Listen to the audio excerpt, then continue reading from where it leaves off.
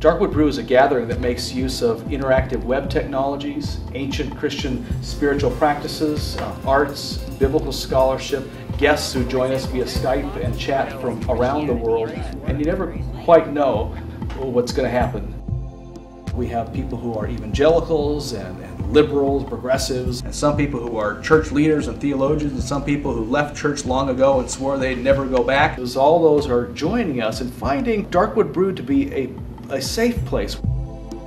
Darkwood Brew is absolutely unique in the sense that its production values strongly suggest television, except it goes way beyond where television can even dream of going, because we can not only simply broadcast out, but actually close that feedback loop and bring in the community to us. The line between broadcaster and viewer becomes so blurred that you really can't talk about the Darkwood Brew community as being viewers.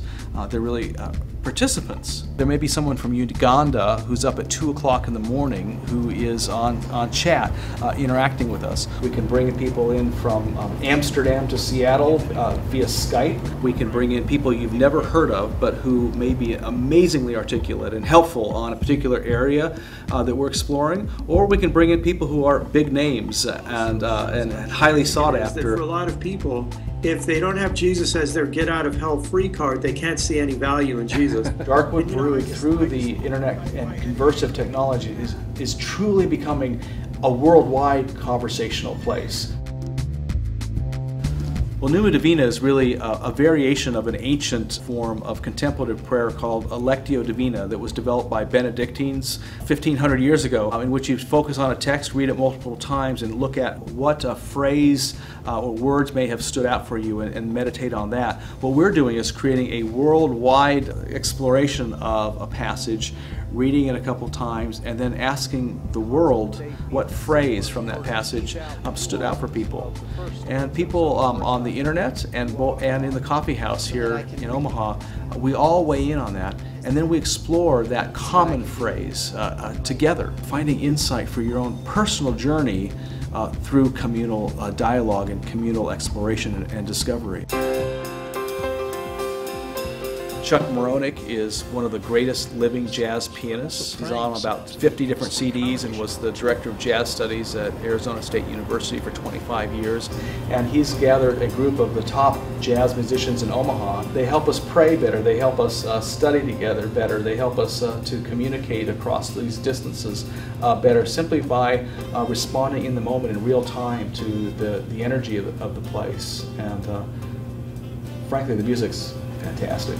Our joy is in the counsel of the Lord, just like a tree by streams of water.